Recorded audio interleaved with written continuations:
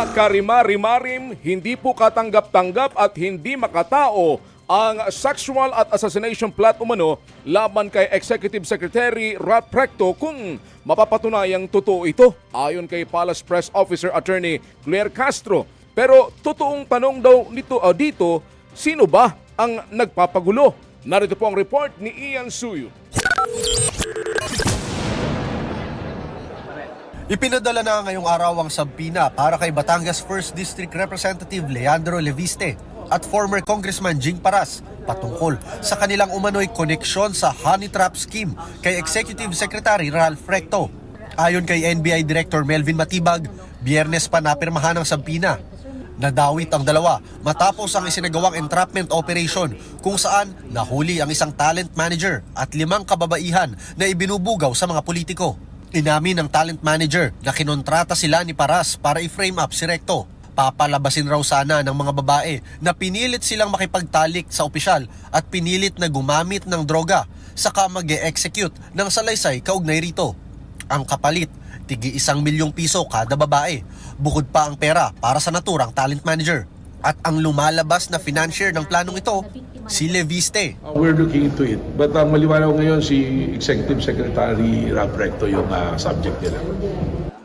May hanggang Huwebes sina Paras at Leviste para tumugon sa subpoena at humarap sa ahensya.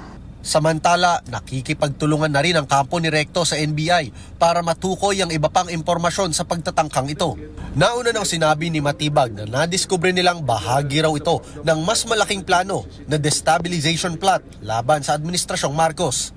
Kabilang sa inaalam nila ay kung gaano katagal nang ginagawa ang ganitong honey trap scheme at kung may iba pang mga politikong sangkot o target ding siraan. Paglilinaw ng NBI sa ngayon ay itinuturing pa rin nilang inosente sina Leviste at Paras kaya't hinihimok niya ang mga ito na makipagtulungan.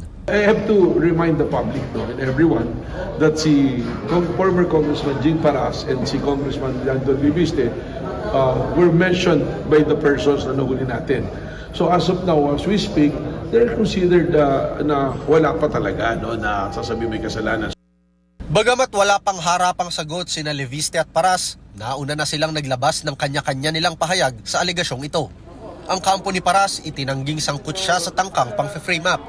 Wala raw siyang kinalaman sa pag-aalok ng 5 milyong piso sa mga nahuli sa human trafficking operation.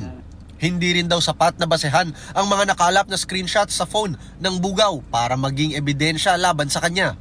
Handa naman daw itong humarap at makipagtulungan sa isinasagawang investigasyon ng NBI. Si Leviste naman, nag-post sa social media ng screenshot ng dating mensahe sa kanya ni NBI Director Matibag. Anya, kaibigan ng kanilang pamilya si Matibag at tinuturing niya itong mentor sa politika. Alam daw niyang napag-utusan lamang si Matibag kaya't pinapatawad niya na ito. Sa isang punto pa nga ay sinabi niyang gawang rekto lamang ang alegasyon laban sa kanya. Sa ngayon, sinabi ni Matibag na tanging yung talent manager na lamang ang nasa kustodiya nila na i-turn over na raw sa DSWD ang 5 kababaihan. Samantala, karimari-marim daw na maituturing oras na mapatunayang totoo nga ang umano'y sexual at character assassination plot laban kay Executive Secretary Ralph Recto. Ayon mismo kay Palace Press Officer Claire Castro. Kung ito'y mapapatunayan na totoo, dahil may mga witnesses, may mga taong involved na pinangalanan ang taong nag-utos sa kanila na sirain ang pagkatao ni Executive Secretary Ralph Recto.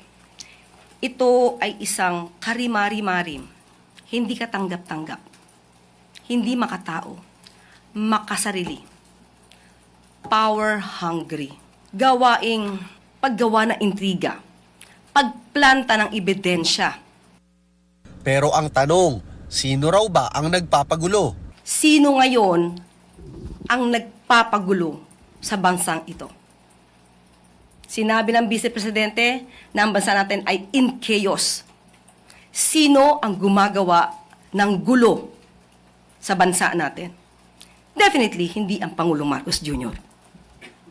Sino ang mga kaalyadong tinuturo na gumawa nito?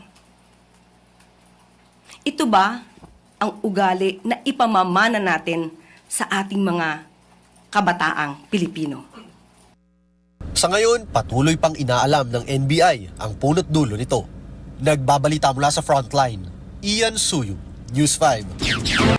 Mga kapatid, patuloy po kayong tumutok sa 105.9 at True FM para sa totoong balita, impormasyon, music and entertainment. Mag-subscribe po sa aming YouTube channel at podcast at sundan niyo po kami sa Facebook, Instagram, X at TikTok sa True Network PH. Bisitahin po ang aming website sa truefm.ph at panoorin din po kami sa True TV Channel 19. Kami ang 105.9 at True FM, laging true sa'yo, kapatid!